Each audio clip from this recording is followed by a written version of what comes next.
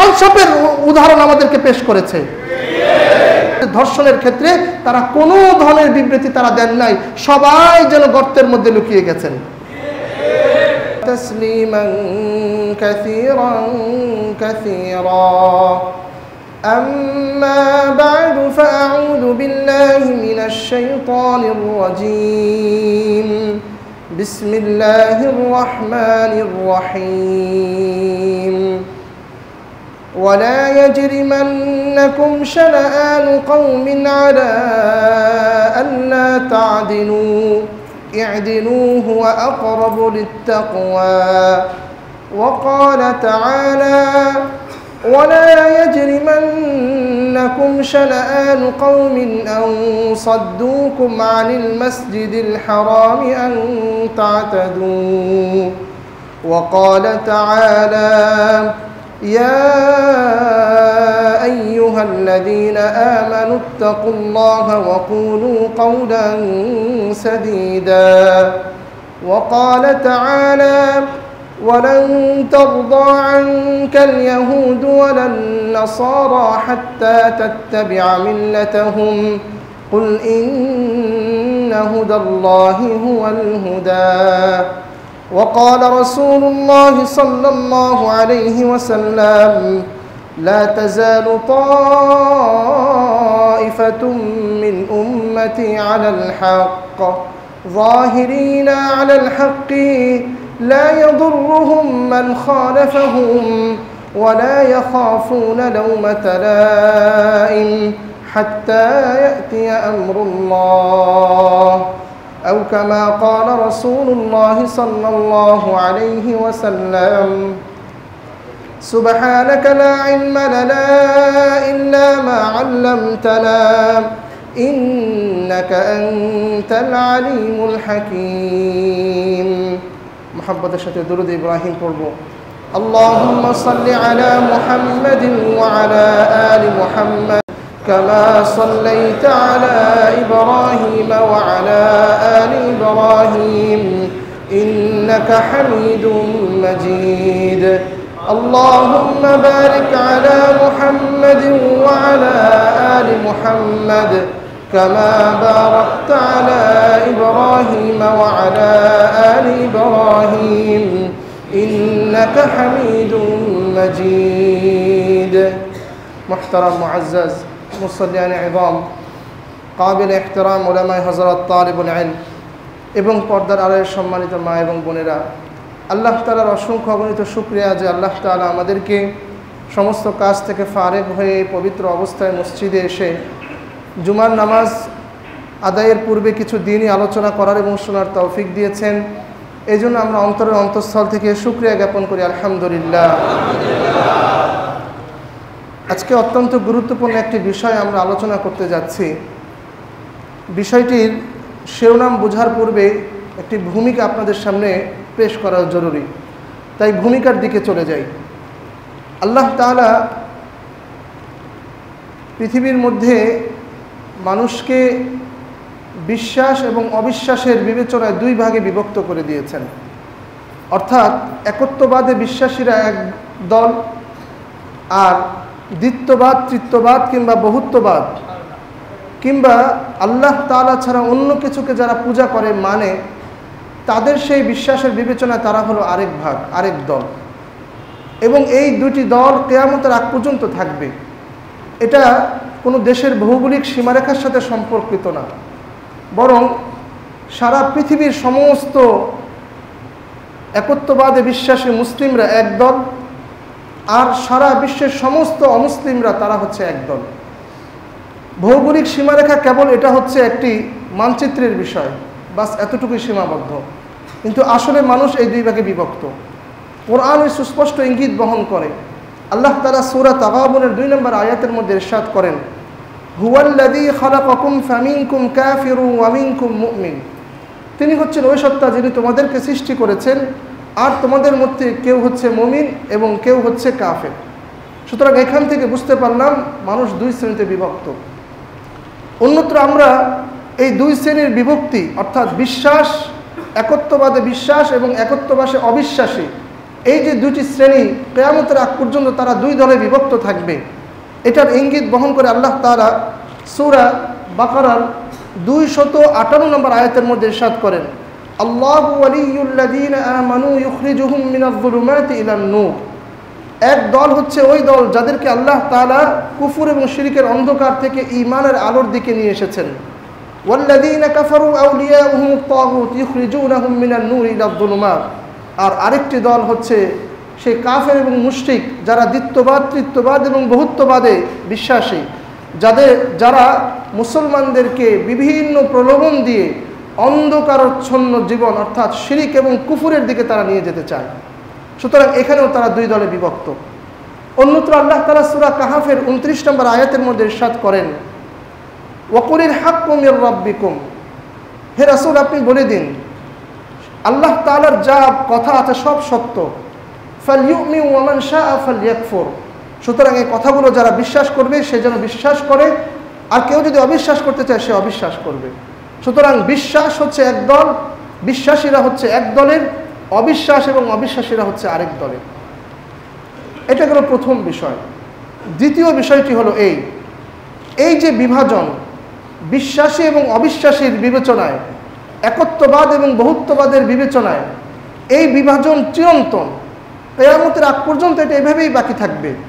কোরআনুল কারীমের মধ্যে আল্লাহ তাআলা ইরশাদ করেন, এই যে বিভাজন সৃষ্টি হয়েছে এবং এটা যে থাকবে, এটা মুসলমানরা যতই তাদের প্রতি দয়াদ্র হোক এবং সহনশীল হোক না কেন, কোনো দিন যারা অবিশ্বাসী তারা বিশ্বাসীদের উপর সন্তুষ্ট হতে পারবে না এবং সর্বশেষ বিশ্বাসীদের বিশ্বাসকে নষ্ট করেই তারা ক্ষান্ত হবে।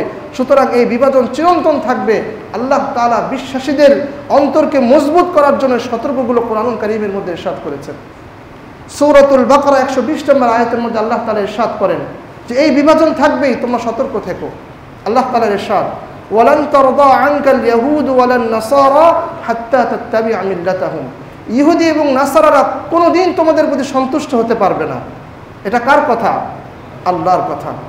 দ্বিতীয় আয়াত সূরা মুজাদালা 22 নম্বর আয়াতের মধ্যে আল্লাহ তাআলা ইরশাদ করেন, লা তাজিদু কওমান ইউমিনুনা বিল্লাহি ওয়াল ইয়াউমিল আখির ইউয়াদুনা মান হাদ্দাল্লাহ।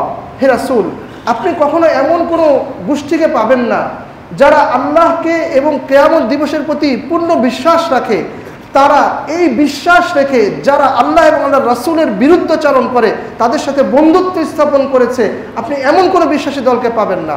যদি কারো বিশ্বাসী হয়, প্রকৃত মুসলিম হয়, তারা কখনো অবিশ্বাসীদেরকে তাদের শিরকের কারণে, অবিশ্বাসের এই নাপাকির কারণে কখনো তাদেরকে অন্তরে জায়গা দিবে না। এই দুই দল বিভক্ত। অন্যত্র আল্লাহ তাআলা আরো ইরশাদ করেন সূরা তাওবা 32 নম্বর আয়াতের মধ্যে যে তারা সর্বদা ইসলামের আলোকে নিভিয়ে দিতে চাইবে, তারা সর্বদা মুসলমানদেরকে ক্ষতি করতে চাইবে, মুসলমানদের সাম্প্রদায়িক সম্প্রীতিকে নষ্ট করে দিতে চাইবে, তাদের মধ্যে ফাসাদ সৃষ্টি করতে চাইবে। এটা তাদের একটা স্বভাব। যদিও তারা এই সমাজেই থাকবে, এখানেই থাকবে, নাগরিক সুবিধা নেবে, কিন্তু মুসলমানদের মধ্যে মুসলমানিত্বের কারণে যে ঐক্য আছে, এই ঐক্যটাকে নষ্ট করার জন্য সর্বদা তারা একটা চেষ্টা চালিয়ে যাবে। আল্লাহ তাআলা ইরশাদ করেন, ইউরিদুনা আন ইউতফিউ নূরাল্লাহি বিআফওয়াহিহিম ওয়া ইয়াবাল্লাহু ইল্লা আন ইউতিম্মা নূরাহু ওয়ালাউ কারিহাল কাফিরুন। তারা চায় আল্লাহ তাআলার এই আলোকে নিভিয়ে দিতে, কিন্তু আল্লাহ তাআলা তাদের এই ষড়যন্ত্রের মোকাবেলা করে এই ষড়যন্ত্রের জবাব দেন, যদিও তারা এটাকে অপছন্দ করে। তৃতীয় আয়াত, চতুর্থ নম্বর একটি হাদিস পেশ করছি।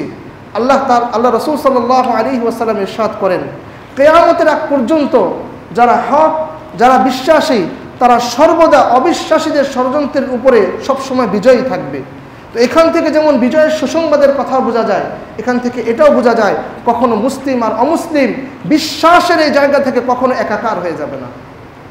আল্লাহ রাসূল সাল্লাল্লাহু আলাইহি ওয়াসাল্লাম ইরশাদ করেন, লা তাজালু তাইফাতুম মিন উম্মতি যাহিরিনা আলাল হক। এই উম্মতের একটি দল সব সময় হকের উপর অটল অবিচল থাকবে, তারা বিজয়ের বেশে থাকবে। লা ইয়াদুররুহুম মান খালাফাহুম। তাদের বিরোধিতা যারাই করতে আসবে তারা তাদের কোনো ক্ষতি করতে পারবে না, হাত্তা ইয়াতি আমরুল্লাহ, যতক্ষণ না আল্লাহ তাআলার ঘোষণা না আসে যায়। তাহলে এই দুটি বিষয়, একটি বিষয় হচ্ছে বিশ্বাস এবং অবিশ্বাসের বিবেচনায় সারা পৃথিবীর মানুষ দুই দলে বিভক্ত, এখানে ভৌগোলিক কোনো সীমারেখা নেই। দুই নাম্বার হচ্ছে এই যে বিভাজন, এটা চিরন্তন, তারা ক্ষতি করতেই চাইবে, এবং আমরা যতই তাদেরকে আপন ভেবে নেই না কেন, কিন্তু তাদের ষড়যন্ত্র আমাদের পিছনে থাকবেই। এই কয়েকটি আয়াত এবং হাদিস থেকে আমাদের স্পষ্ট হলো। এরপরে তৃতীয় বিষয়টি আপনাদের সামনে উপস্থাপন করি, সেটি হলো ইতিহাস যদি আমরা তাকাই তাহলে আমরা দেখব শত নম্রতা, শত বিনয়, শত মায়া, শত ছাড় এবং সুযোগ, শত সম্প্রীতি, সৌহার্দ্য সমস্ত কিছু উজাড় করে দেওয়ার পরেও কাফেররা এক শিবিরে চলে গিয়েছে, অমুসলিমরা অবিশ্বাসীরা এক শিবিরে গেছে, মুসলিমরা শেষমেশ এক শিবিরেই ছিল। আমরা যদি ইসলাম ইতিহাসের দিকে তাকাই তাহলে দেখব নূহ আলাইহিস সালাতু ওয়াস সালামের ঘটনা। আল্লাহ তাআলা কোরআন কারীমে ইরশাদ করেন, ক্বালা ইয়া নূহ ইন্নাহু লাইসা মিন আহলিক ইন্নাহু আমালুন গায়রু সালিহ। আল্লাহ তাআলা নূহ আলাইহিস সালাতু ওয়াস সালামকে জানালেন যে আযাব চলে আসবে, সুতরাং তুমি একটি কিস্তি বানাও, সেই প্লাবনে যেন তুমি তোমার এই কিস্তির মধ্যে সমস্ত বিশ্বাসীদেরকে তুমি আশ্রয় দিতে পারো। যারাই এখানে উঠবে তারাই নাজাত পাবে, যারা উঠবে না তারা নাজাত পাবে না। সেদিনও এই একই ঘটনা ঘটেছিল। অবিশ্বাসীরা বিশ্বাস করেনি, তারা এই নৌকায় আরোহণ করেনি, সুতরাং তারা ধ্বংস হয়ে জাহান্নামের পথ বেছে নিয়েছে, আর বিশ্বাসীরা তার মধ্যে আশ্রয় গ্রহণ করে নতুন পৃথিবী সূচনা করেছে। এক নম্বর উদাহরণ। দ্বিতীয় আরেকটি উদাহরণ আমরা নিতে পারি ইব্রাহিম আলাইহিস সালাতু ওয়াস সালামের ঘটনা। বিশ্বাসী এবং অবিশ্বাসী, ইসলাম এবং কুফর, এই দুইটার বিভাজনের ক্ষেত্রে ইব্রাহিম আলাইহিস সালাতু ওয়াস সালাম স্পষ্টবাদী হিসেবে যে দায়িত্বহীন ঘোষণা তাদের জাতিকে জানিয়ে দিয়েছিলেন, সেটা এখনো কিয়ামতের আগ পর্যন্ত একজন মুসলমানের জন্য ঈমান দীপ্ত জীবন পালন করার জন্য এটা হচ্ছে তার জন্য অনুপ্রেরণা। ইব্রাহিম আলাইহিস সালাতু ওয়াস সালাম জানিয়ে দিয়েছিলেন, إذ قال لقومهم إنا براء منكم ومما تعبدون من دون الله كفرنا بكم وبدا بيننا وبينكم العداوة والبغضاء أبدا حتى تؤمنوا بالله وحده إلا قول إبراهيم لأبيه لأستغفرن لك وما أملك لك من الله من شيء। ইব্রাহিম আলাইহিস সালাতু ওয়াস সালাম জানিয়ে দিয়েছিলেন, হে আমার জাতি, আমার বাপ দাদার গোষ্ঠীর মানুষ, আমি আল্লাহ তাআলার ইবাদত করি, আর এই ইবাদত, এই একত্ববাদের ইবাদতের বিবেচনায় আমি তোমরা যাদের ইবাদত করো সেখান থেকে আমি আজকে থেকে মুক্ত হয়ে গেলাম। আমি আজ তোমাদের সাথে নেই, তোমাদের সেই মূর্তি পূজার সাথে আমি আর নেই, তোমার কুফরি শক্তির সাথে আমি আর নেই, তোমাদের এই ভ্রান্ত বিশ্বাসের সাথে আমি আর নেই। স্পষ্টভাবে আমি আমার অবস্থান ক্লিয়ার করে দিলাম। ইব্রাহিম আলাইহিস সালাতু ওয়াস সালাম বলে দিয়েছিলেন। সেদিন ইব্রাহিম আলাইহিস সালাতু ওয়াস সালাম এক পাশে চলে গিয়েছিলেন, আর পিতৃর যে বংশীয় পরিচয় সেইটাকে ত্যাগ করে, তার পিতার ধর্মকে ত্যাগ করে হলেও সে সেদিন আল্লাহ তাআলার একত্ববাদের শিবিরে তিনি আশ্রয় গ্রহণ করেছিলেন, আর সবাই ছিল সেদিন ইব্রাহিম আলাইহিস সালাতু ওয়াস সালামের বিপরীতে আরেক শিবিরে। সুতরাং বিভাজন চিরন্তন। এবার আসি রাসূলুল্লাহ সাল্লাল্লাহু আলাইহি ওয়াসাল্লামের যুগের একটা ঘটনা নিয়ে। সূরা কাফিরুন আমরা সবাই পারি তো আলহামদুলিল্লাহ। সূরা কাফিরুন এই আয়াতের এই সূরার শানে নজুল আপনাদেরকে শোনাই। একবার কাফেররা আল্লাহ রাসূল সাল্লাল্লাহু আলাইহি ওয়াসাল্লামের কাছে এক চমকপ্রদ অফার নিয়ে আসলো। কি অফার? যে আপনিও তো কিছু ইবাদতের কথা বলেন, আল্লাহ তাআলার ইবাদতের কথা বলেন, একত্ববাদের কথা বলেন, আর আমরা বিভিন্ন দেবদেবীর কথা বলি, পাথরের কথা বলি, এরপরে বিভিন্ন জিনিসের পূজার কথা বলি। এখন সমাজে বিশৃঙ্খলা করার কি দরকার? চলেন আমরা একটা ঐক্যমত হই। কি ঐক্যমত হব? যে এক বছর আমরা আপনার মতো করে ইবাদত করব, একত্ববাদের ইবাদত করব, আর এক বছর আপনারা আমাদের বহুত্ববাদের ইবাদত করবেন। অফারটা সুন্দর না ভাই? আমাদের সমাজে আমরা কি করি? ঐক্য হয়। মনে রাখতে হবে, ঐক্য এবং অনৈক্য এটা নিজ বিবেচনায় হওয়া যাবে না। ঐক্য এবং অনৈক্য হবে বিশ্বাসী একত্ববাদের বিবেচনায়। এটা ভালো করে মনে রাখতে হবে। তো এই অফার দেওয়ার পরে গুরুত্বপূর্ণ কথা এটা, রাসূলুল্লাহ সাল্লাল্লাহু আলাইহি ওয়াসাল্লাম দায়িত্বহীন কণ্ঠে জানিয়ে দিলেন। আল্লাহ তাআলা সূরা কাফিরুন নাজিল করলেন, রাসূলুল্লাহ সাল্লাল্লাহু আলাইহি ওয়াসাল্লাম শুনিয়ে দিলেন। কুল, হে রাসূল আপনি তাদেরকে বলে দিন এই কথার জবাবে, ইয়া আইয়ুহাল কাফিরুন, সর্বপ্রথম সম্বোধন হে অবিশ্বাসীরা। সর্বপ্রথম সম্বোধনটা কি ছিল? হে অবিশ্বাসীরা। কাফিরুন, ইয়া আইয়ুহাল কাফিরুন, হে অবিশ্বাসীরা। এই কথার দ্বারা রাসূলুল্লাহ সাল্লাল্লাহু আলাইহি ওয়াসাল্লাম তাদের এই দাবিকে এক নিমিষে নাকচ করে দিলেন। সুতরাং তুমি হলাম অবিশ্বাসী, আমি হলাম বিশ্বাসী, সুতরাং দুইজন দুই শিবির। এরপরে প্রত্যেকটা আয়াতে রাসূলুল্লাহ সাল্লাল্লাহু আলাইহি ওয়াসাল্লাম একত্ববাদের ঘোষণা দিলেন। আমি যার ইবাদত করি তোমরা তার ইবাদত করো না, তোমরা যার ইবাদত করো আমি তার ইবাদত করি না। শেষমেশ আল্লাহ রাসূল সাল্লাল্লাহু আলাইহি ওয়াসাল্লাম জানিয়ে দিলেন, লাকুম দীনুকুম ওয়ালিয়া দীন, তোমাদের ধর্ম তোমাদের জন্য, আমার ধর্ম আমার জন্য। তোমার ধর্ম তোমাদেরকে জাহান্নামে নিয়ে যায়, আমার ধর্ম আমাকে জান্নাতে নিয়ে যায়। তোমার ধর্ম বহুত্ববাদের, আমার ধর্ম একত্ববাদের। সুতরাং এই দুইটা কখনো কি হতে পারে না? এক হতে পারে না। রাসূলুল্লাহ সাল্লাল্লাহু আলাইহি ওয়াসাল্লাম সেদিন জানিয়ে দিয়েছিলেন। তাহলে ইতিহাস যদি আমরা তাকাই তাহলে দেখব নবী রাসূলদের যুগ থেকে নিয়ে অদ্যাবধি পর্যন্ত কখনো ইসলাম এবং অনইসলাম, মুসলিম অমুসলিম, বিশ্বাস এবং অবিশ্বাসের এই বিবেচনায় কখনো তারা এক হয়নি। এবার আসি, সুতরাং এখান থেকে একটি শিক্ষা হলো, আমি যদি মুসলিম হয়ে থাকি আমার মধ্যে ঈমানের পবিত্রতা রয়েছে, যে মুসলিম না তার মধ্যে শিরকের অপবিত্রতা রয়েছে। সুতরাং এই পবিত্র জিনিস কখনো আরেকটা অপবিত্র জিনিসকে এক করে নিতে পারে না। এখান থেকে একটি বিষয় আমাদের অনুমেয় হতে পারে, তাহলে আমরা তাদের সবসময় বিরোধিতা করব। সবসময় আমরা তাদের কি করব? বিরোধিতা করব, তাদের বিরুদ্ধে অবস্থান করব। এইখানে আমাদের গুরুত্বপূর্ণ একটি কথা আমাদের বুঝতে হবে, বিশ্বাস এবং অবিশ্বাসের বিবেচনায় দুইজন আমরা ভিন্ন থাকব, কিন্তু যখন আমরা সমাজের মধ্যে থাকব তখন একজন অবিশ্বাসী ব্যক্তি সে নাগরিক সুবিধা পাবে, প্রতিবেশী হিসাবে হক পাবে, সে সমস্ত কিছু পাবে, এটাকে ঠিকমতো দিয়ে দেওয়া হবে। এটার ক্ষেত্রে ইসলাম কখনো কি করেনি? কার্পণ্য করেনি, বরং ইনসাফ করেছে। তাই এই কথা থেকে যেন আবার কেউ এটা মনে না করে যে কোরআন এবং হাদিস মুসলিমদেরকে অমুসলিমদের ব্যাপারে বিদ্বেষী করে তোলে, তাদের ব্যাপারে হিংস্র করে তোলে এবং উস্কানিমূলক কোনো কথা এখানে বলা হয়। এই বিষয়টি স্পষ্ট যে বিশ্বাস এবং অবিশ্বাসের বিবেচনায় তার সাথে আমার দূরত্ব আসমান এবং জমিনের। কিন্তু হ্যাঁ, একজন মানুষ হিসেবে, একজন প্রতিবেশী হিসাবে, দেশের নাগরিক হিসাবে তার যে হক অধিকারগুলো আছে আমি তাদেরকে সব ফিরিয়ে দিব, একে কোনো কার্পণ্য করব না। ইসলাম স্পষ্টভাবে ইরশাদ করেন। তার প্রমাণ হিসাবে আল্লাহ তাআলা ইরশাদ করেন সূরা মুমতাহিনা, আল্লাহ তাআলা ইরশাদ করেন সূরা মুমতাহিনার ৮ নম্বর আয়াতের মধ্যে, লা ইয়ানহাকুমুল্লাহু আনিল লাযিনা লাম ইউকাতিলুকুম ফিদ-দীন ওয়া লাম ইখরিজুকুম মিন দিয়ারিকুম আন তাবাররুহুম, যারা তোমাদের সাথে ধর্মকেন্দ্রিক যুদ্ধ করে না, ধর্মের কারণে তোমাদেরকে ঘর থেকে বের করে দেয় না, ধর্মের কারণে তোমাদের সাথে কোনো ফিতনা ফাসাদ করে না, এমন অমুসলিম যদি তোমার প্রতিবেশী হয়, তোমার দেশের নাগরিক হয়, আন তাবাররুহুম, সুতরাং ইসলাম নিষেধ করে না যে তুমি তাদের সাথে ইনসাফ করবে, বরং ইসলাম বলে তুমি তাদের সাথে কি করবে? ইনসাফ করবে। এটা ইসলাম বলে।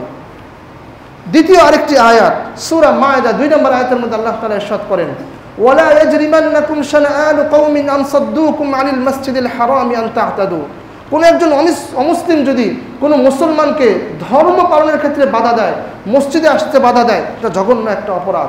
কিন্তু এই অপরাধের কারণে তার অপরাধের শাস্তির মাত্রার থেকে তাকে বেশি গিয়ে তুমি তার উপর জুলুম করবে, ইসলাম এটাকেও সমর্থন করে না। ইসলাম কতটা ইনসাফ। ওয়ালা ইয়াজরিমান্নাকুম শানাআনু কওমিন আন সাদ্দুকুম আনিল মাসজিদিল হারাম আন তা'তাদু ওয়া তাআওয়ানু আলাল বিররি ওয়াত তাকওয়া। কোরআনের ইরশাদ, অন্যত্র ইরশাদ হয়েছে ইদিলু হুয়া আকরাবু লিত-তাকওয়া, ইনসাফ করো, এটাই হচ্ছে তাকওয়ার অধিক কাছাকাছি। তাহলে অমুসলিমদেরকে ইনসাফ করার ব্যাপারে কোরআন আদেশ এসেছে। এবার আসি এক হাদিসের মধ্যে রাসূলুল্লাহ সাল্লাল্লাহু আলাইহি ওয়াসাল্লাম ইরশাদ করেন, যে ব্যক্তি কোনো অমুসলিমকে জুলুম করে, মান যালামা মুআহাদান আও ইনতাকাসাহু, অথবা তার থেকে কোনো জিনিস লুণ্ঠন করে নেয় অথবা অন্যায়ভাবে তার জিনিসকে নিয়ে নেয়, মিন গায়রি তিবি নাফসিন, অন্যায়ভাবে তার জিনিসকে আত্মসাৎ করে নেয় কোনো মুসলিম অমুসলিম থেকে, আও আখাযা শাইআন মিন গায়রি তিবি নাফসিন, আল্লাহ রাসূল বলেন ফাআনা খাসমুহু ইয়াউমাল কিয়ামা, আমি কিয়ামতের দিন অন্যায়ভাবে কোনো অমুসলিম থেকে কোনো সম্পদ যদি কোনো মুসলিম নিয়ে নেয়, আমি রাসূলুল্লাহ সাল্লাল্লাহু আলাইহি ওয়াসাল্লাম ওই অমুসলিমকে ন্যায় দেওয়ার জন্য কিয়ামতের দিন আমি আল্লাহ তাআলার সামনে অমুসলিমের পক্ষে আমি দাঁড়াবো। ইনসাফ। তাহলে একটা বিষয় তো স্পষ্ট হলো, বিশ্বাসের জায়গা থেকে আমি কখনো অমুসলিমকে আমার অন্তরে জায়গা দিতে পারবো না।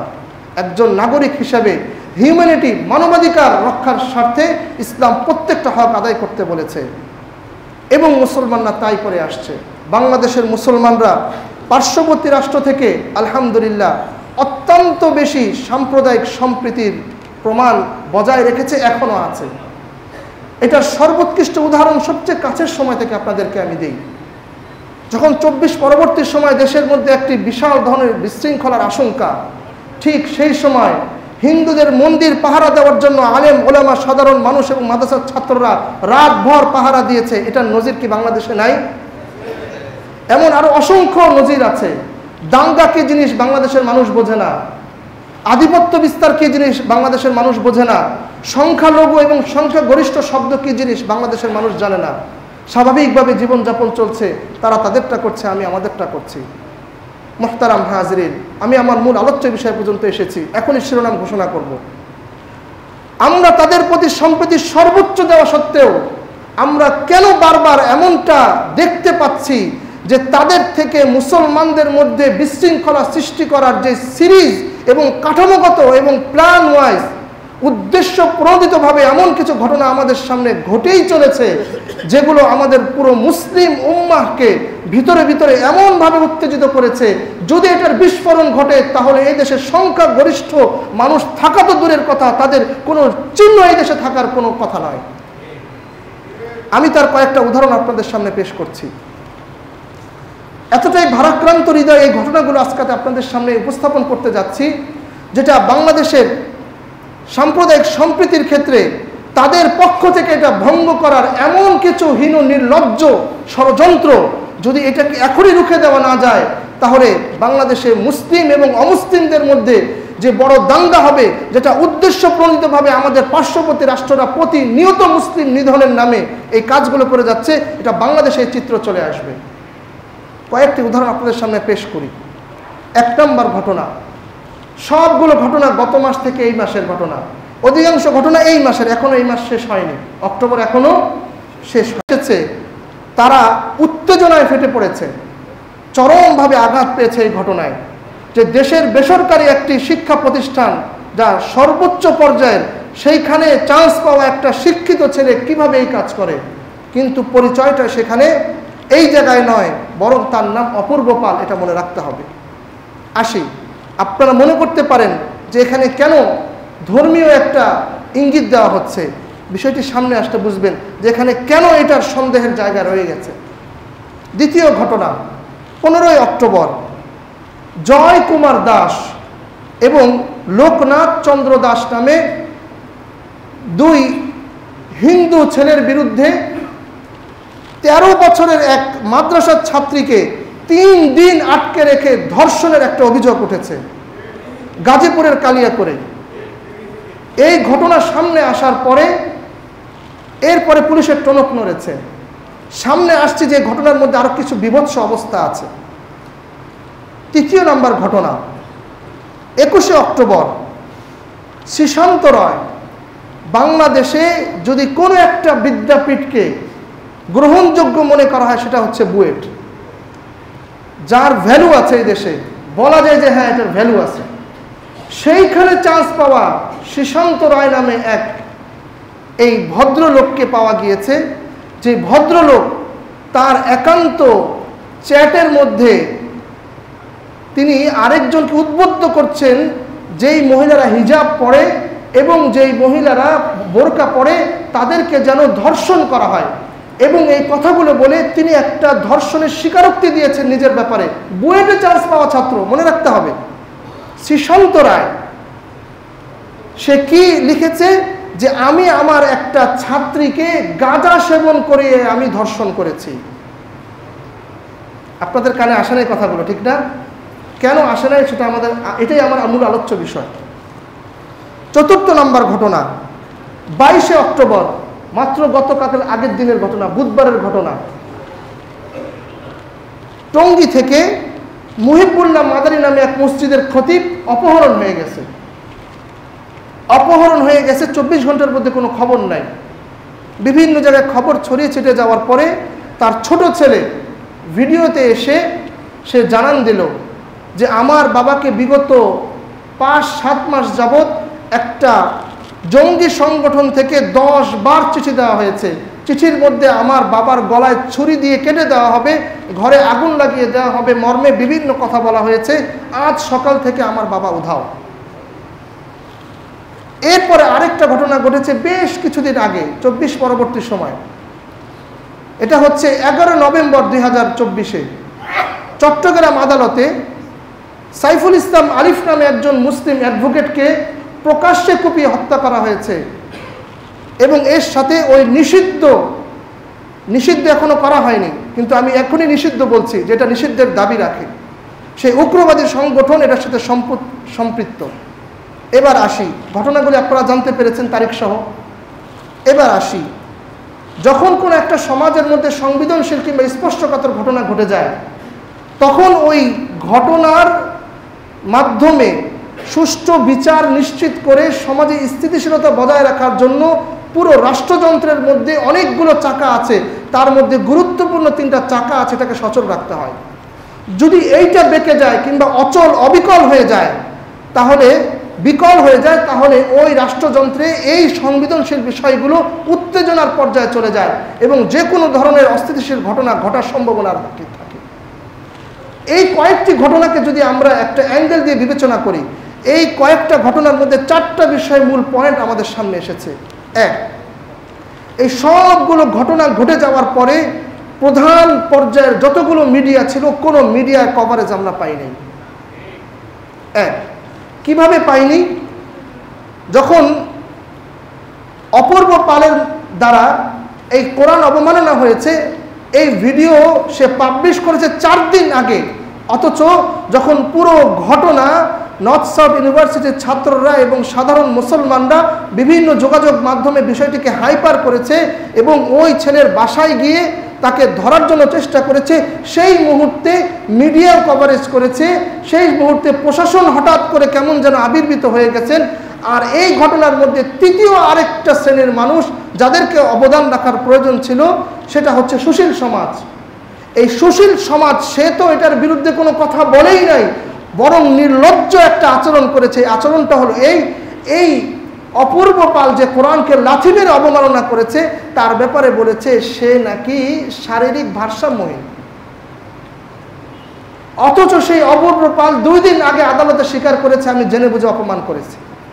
তার মানে বোঝা গেল আমাদের সমাজের যে কথিত সুশীল সমাজ আছে, এগুলো সবগুলো হচ্ছে বুদ্ধি প্রতিবন্ধী, অন্যথায় কেন ইসলামের কথা আসলে তাদের মুখের মধ্যে কুলু বেটে যায়। এটা বুঝতে হবে, একটা রাষ্ট্রযন্ত্রের এই যে গুরুত্বপূর্ণ 3টা চাকা, মিডিয়া, প্রশাসন এবং সুশীল সমাজ, এই 3টা যদি ঠিকমতো কাজ না করে উত্তেজনা চরম পর্যায়ে চলে যাবে। এই ঘটনার মধ্যে আমরা জিনিসটা দেখলাম। দ্বিতীয় ঘটনার মধ্যে আসি, আরো বিভৎস অবস্থা। 13 বছরের একজন মাদ্রাসার ছাত্রীকে ধর্ষণ করার ঘটনা, 3 দিন বেঁধে রেখে। নাম কি ধর্ষককারীদের?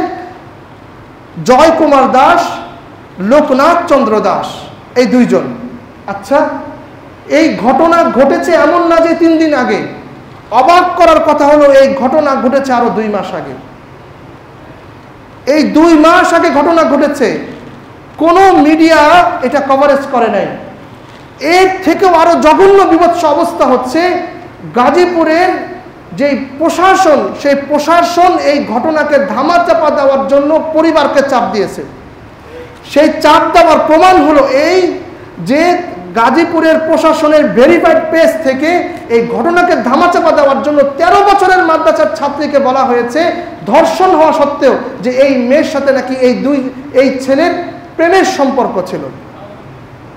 চিন্তা করা যায় প্রশাসনের এমন কি ঠেকা পড়ে গেল যে তার ভেরিফাইড পেজ থেকে এই কথা বলতে হবে যে তার সাথে তার প্রেমের সম্পর্ক। এবার আসে, এটা কত বড় জঘন্য প্রশাসনের নির্লজ্জতা। প্রচলিত আইনে 13 বছরের যদি কোনো বাচ্চা থাকে সে হচ্ছে নাবালেগ। যদি সে কোনো কারোর সাথে জোরপূর্বক তার সাথে মেলামেশা হয়, সেটা তো ধর্ষণের অন্তর্ভুক্তই। 13 বছরের কোনো মেয়ে যদি কারোর সাথে ইচ্ছাকৃত মেলামেশা করে, সেটাকেও ধর্ষণের পর্যায়ে রাখা হয়। এটা হচ্ছে প্রচলিত আইন। তাহলে কিভাবে প্রশাসন একজন 13 বছরের মাদ্রাসার ছাত্রীর ধর্ষণকে তার ভেরিফাইড পেজে বলে যে তার সাথে তার প্রেমের সম্পর্ক ছিল? আর যদি এই পুরো ঘটনার মধ্যে সুশীল সমাজের কোনো কথা বলেন, আমাদের নারীবাদীদের কথা বলেন, যেই নারীবাদীরা 2 দিন আগে প্রেস ক্লাবে প্রধান উপদেষ্টার সাথে ছবি তুলে ওনারা পতিতাবৃত্তিদের লাইসেন্স দেওয়ার জন্য দৌড়াদৌড়ি শুরু করে দিয়েছিলেন। 13 বছরের মাদ্রাসার ছাত্রীর ধর্ষণের ক্ষেত্রে তারা কোনো ধরনের বিবৃতি তারা দেন নাই, সবাই যেন গর্তের মধ্যে লুকিয়ে গেছেন। মুহতারাম হাজিরিন, এই জন্য আমি বলেছি যে এগুলো কোনো ব্যক্তিগত বিচ্ছিন্ন কোনো ঘটনা নয়। এই ঘটনার মধ্যে যে 2টা হিন্দু ছেলেকে পাওয়া গেছে, তাদের যোগাযোগ মাধ্যমগুলো চেক করে দেখা গেছে তারা একটা সংগঠনের সাথে সম্পৃক্ত।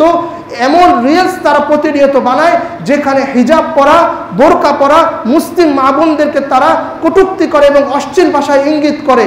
এই সংগঠনের নাম হলো ইসকন। এই গেল দ্বিতীয় ঘটনার এই 3টা দিক আমি বিবেচনা করলাম। মিডিয়া, প্রশাসন, সুশীল সমাজ সম্পূর্ণ তারা ঘুমে। এরপরে চাপের মুখে এসে কিছু এই গ্রেফতার করেছে ইত্যাদি গেল। তৃতীয় ঘটনায় আসি। শ্রীশান্ত রায় বুয়েটের ছাত্র, চিন্তা করা যায় তার স্ট্যাটাস হলো সে ব্যক্তিগত যোগাযোগ মাধ্যমে যে কথা কনভারসেশন করেছে সেটা পাবলিশ হয়েছে। সে নিজ মুখে স্বীকার করেছে, আমি এক ছাত্রীকে, মুসলিম ছাত্রীকে পড়াতাম, তাকে আমি গাঁজা সেবন করিয়ে আমি তাকে ধর্ষণ করেছি। ঘটনা ছড়িয়ে যাওয়ার পরে সারা রাত পর্যন্ত প্রধান যত মিডিয়া আছে একটাও কভারেজ করে নাই। বুয়েটের সমস্ত ছাত্রদের কারণে তারা পুরো রাত বুয়েট উত্তাল হয়ে গেছে, সকাল পর্যন্ত কোনো মিডিয়ার কোনো তথ্য নাই। এই পর্যন্ত আপনারা যারা পেপার পত্রিকা ব্যবহার করেন কেউ এই তথ্য পেয়েছেন? কেউ আপনারা পান নাই।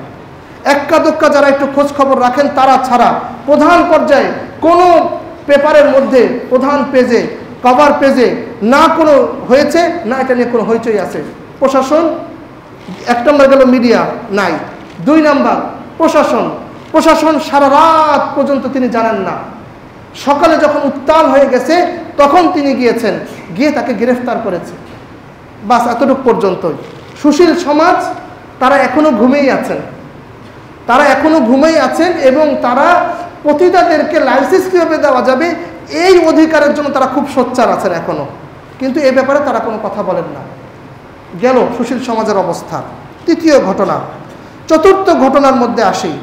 মুহিবুল্লাহ মাদানী নামে যে গাজীপুর থেকে সেই 50-60 ঊর্ধ্ব বয়সের খতিব সাহেবকে অপহরণ করা হয়েছে।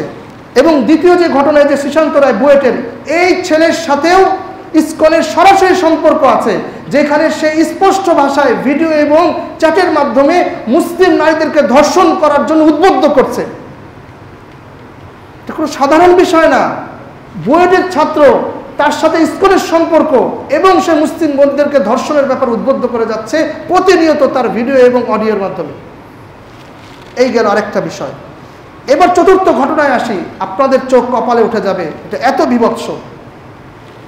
এই ইমাম মুহিবুল্লাহ মাদানী, যিনি প্রায় 50-60 ঊর্ধ্ব বয়সের, তিনি বিগত 7-8 মাস আগে এই ইসকন এবং নিষিদ্ধ সংগঠনগুলো যেগুলো আছে, RSS, BJP সহ এই ভাগোয়া যত কালারের যত হিন্দুত্ববাদী সংগঠনগুলো আছে, এদের একটা মুসলমানদের বিরুদ্ধে ষড়যন্ত্রের নাম হলো ভাগোয়া লাভ ট্র্যাপ। ভাগোয়া লাভ ট্র্যাপ ভালো করে বুঝতে হবে। আপনাদের মুসলমান মা বোনদেরকে যদি বাঁচাতে চান ভালো করে বুঝতে হবে। এটা এখন আমাদের সমাজের জন্য উদ্বিগ্নের কারণ হয়ে দাঁড়িয়েছে, চরম পর্যায়ের তার আশঙ্কার বিষয় হয়ে দাঁড়িয়েছে। এই কথা সামনে গেলে বুঝতে পারবেন যে কত ভয়ানক। সোশ্যাল মিডিয়ায় কথাগুলো এসেছে, ইনশাআল্লাহ আজকে হয়তো আপনারা সবাই জানতে পারবেন কিংবা সার্চ করে জেনে নেবেন। বলার উদ্দেশ্য হচ্ছে সচেতনতা তৈরি হওয়া। 7-8 মাস আগে ভাগোয়া লাভ ট্র্যাপ, এই জিনিসটা কি? এই জিনিসটা হলো এই হিন্দুদের মধ্যে বিতর্কত থেকে তাদের গুরুরা উদ্বুদ্ধ করে যেন হিন্দু ছেলেরা মুসলমান মেয়েদের সাথে প্রেমের সম্পর্ক গড়ে তোলে। প্রেমের সম্পর্ক গড়ে তুলে সেখানে বলবে, আমি মুসলমান হতে চাই, আমি কোরআন শরীফ পড়তে চাই, আমি নামাজ পড়তে চাই, আমি তোমাকে অনেক ভালোভাবে পেতে চাই, আমি জান্নাতে যেতে চাই। এই কথাগুলো বলে আস্তে আস্তে প্রেম করে শারীরিক মিলন পর্যন্ত যায়। এটা করার পরে যখন কোনো সেফটি ব্যবহার না করে সেখানে তাদের মাধ্যমে বাচ্চা দিয়ে দেয়। কথাটা বলতে অসুন্দর লাগছে, কিন্তু এছাড়া স্পষ্ট ভাষায় না বললে আমরা সতর্ক হতে পারবো না। এবং এগুলো তাদের প্রকাশ্যে ভিডিওর মধ্যে ধর্মগুরুরা শিক্ষা দিচ্ছে। এটা আমি বানিয়ে বলছি তা না, এভাবেই বলছে। যারা এটা করতে পারবে, মুসলিমরা ধ্বংসন করতে পারবে, ইসকনের পক্ষ থেকে, বিভিন্ন হিন্দুত্ববাদী সংগঠনের পক্ষ থেকে ওই হিন্দুকে পুরস্কার দেওয়া হবে। এই ইমাম যখন এই বিষয়ে ভাগুয়া লাভ ট্র্যাপ সম্পর্কে 7 থেকে 8 মাস আগে তিনি একটা সচেতনামূলক বয়ান দিয়েছিলেন জুমার মধ্যে, এরপর থেকে লাগাতার প্রতি মাসে তার কাছে একটা করে চিঠি আসে নাম ইসকন থেকে। এক চিঠির মধ্যে তাকে বলা হয়েছে তুই আর এই কথাগুলো বলবি না। আরেক চিঠির মধ্যে বলা হয়েছে আমাদের ইসকনের প্রধান যে রাষ্ট্রদ্রোহ মামলায় এখন জেলে আছে, আপনারা সবাই তাকে চেনেন মনে হয়, কি নাম? চিন্ময়। চিন্ময় যে রাষ্ট্রদ্রোহ মামলায় এখন জেলে আছে, এবং তাকে কেন্দ্র করে সেই সাইফুল ইসলাম আলিফকে সেই চট্টগ্রামের আদালত প্রাঙ্গণে কুপিয়ে হত্যা করেছিল এই ইসকনের সদস্যরা।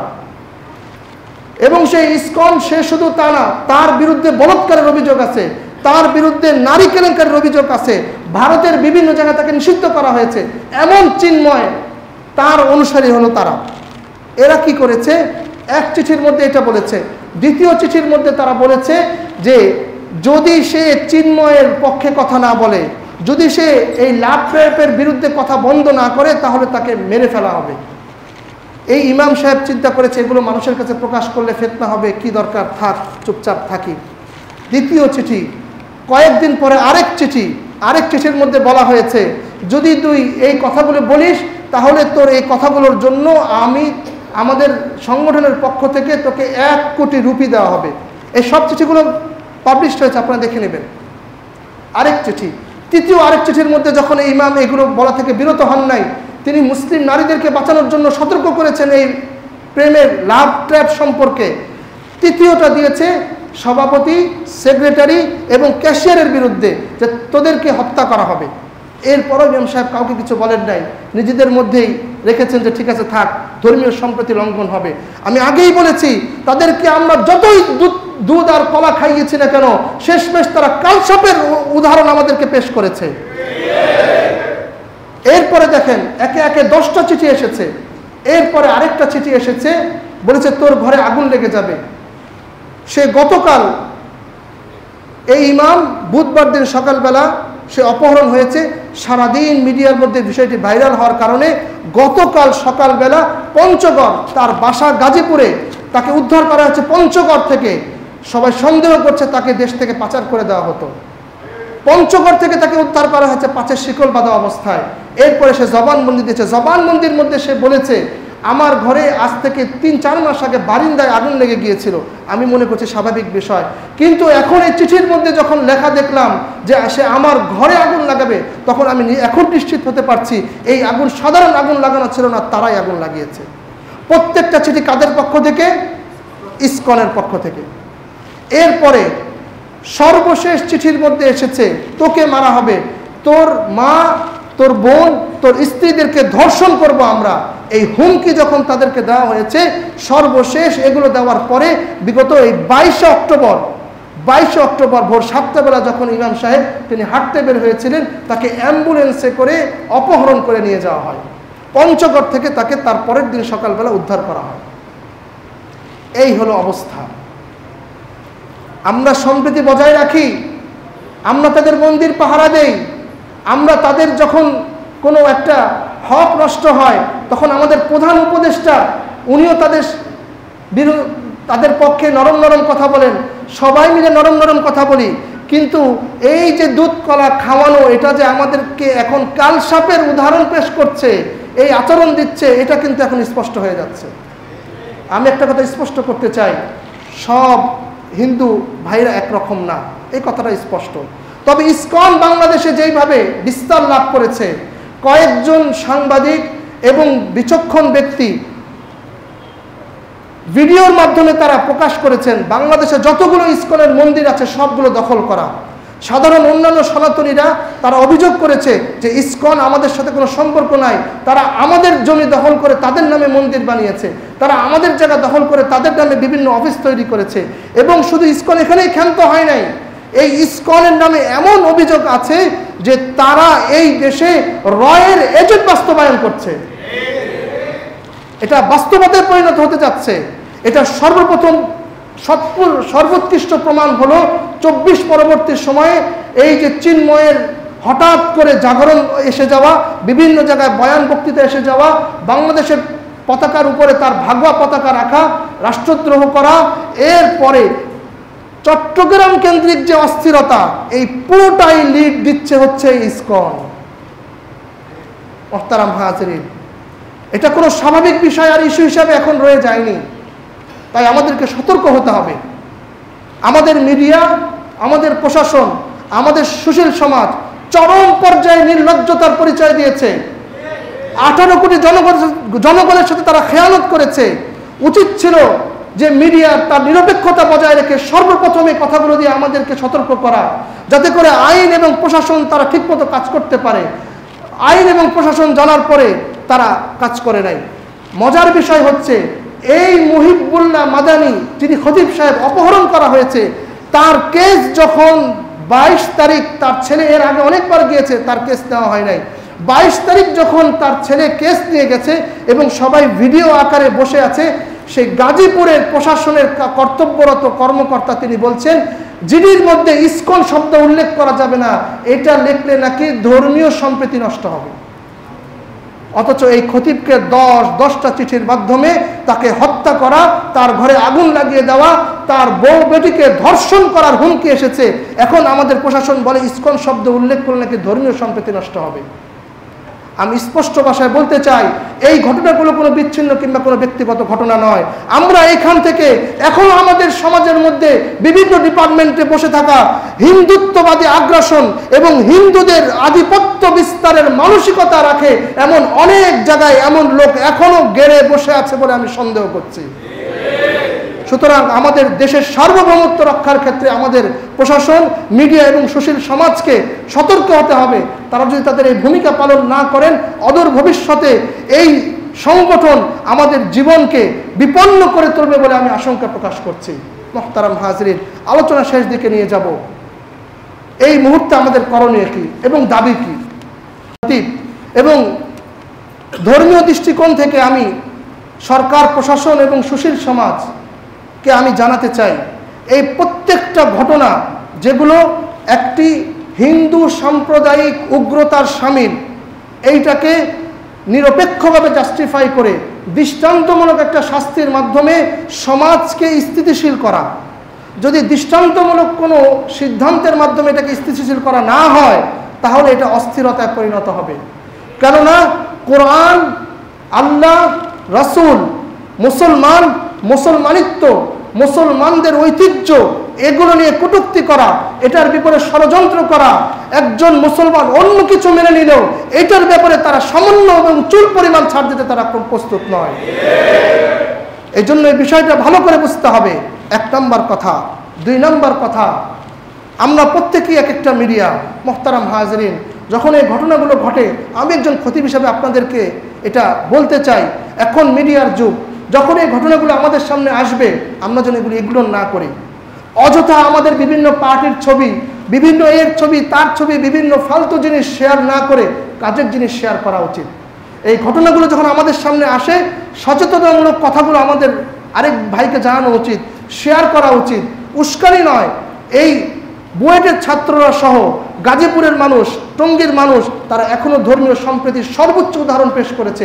তারা পারত সেই হিন্দু সম্প্রদায়ের মানুষ এবং তাদের ঘরবাড়িকে জ্বালিয়ে দিতে, কিন্তু তারা এটা করে নাই। আলহামদুলিল্লাহ, মুসলমানরা এটা খেয়াল রেখেছে। 2 নম্বর কথা, এই জন্য মিডিয়ার ভূমিকা পালন করতে হবে। আমরা যেন সোশ্যাল মিডিয়া ব্যবহার করি, আমরা যেন এই সত্যগুলো প্রকাশ করি, যাতে করে প্রশাসন ন্যায় বিচার করতে তারা বাধ্য হয়। 3 নম্বর, ইসকনের ব্যাপারে, ইসকনের কর্মকাণ্ডের ব্যাপারে, বিশেষ করে তাদের ভাগোয়া লাভট্যাপ এবং মুসলিম নারী মা বোনদেরকে ধর্ষণের ব্যাপারে তাদের যে ধর্মীয় শিক্ষা তাদেরকে দেওয়া হচ্ছে, এটার ব্যাপারে চরমভাবে আমরা উদ্বিগ্ন। আমরা অনিরাপত্তায় ভুগছি। তাই আমরা এটা জানাতে চাই, প্রশাসন যদি অতি দ্রুত এই বিষয়গুলোর সমাধান তারা না আনেন, অদূর ভবিষ্যতে মানুষ আইন নিজের হাতে তুলে নিতে পারে, অনাকাঙ্ক্ষিত ঘটনা প্রায় ঘটতে পারে। সেই সময় প্রশাসন এবং সুশীল সমাজ তারাই দায়ী থাকবে। আমরা খতিব সাহেবরা এখন আপনাদেরকে সহনশীল করে রাখছি। একটা সময় আর এই সহনশীলতা থাকবে না, এই সহিষ্ণুতা থাকবে না, অসহিষ্ণুতা চলে আসবে।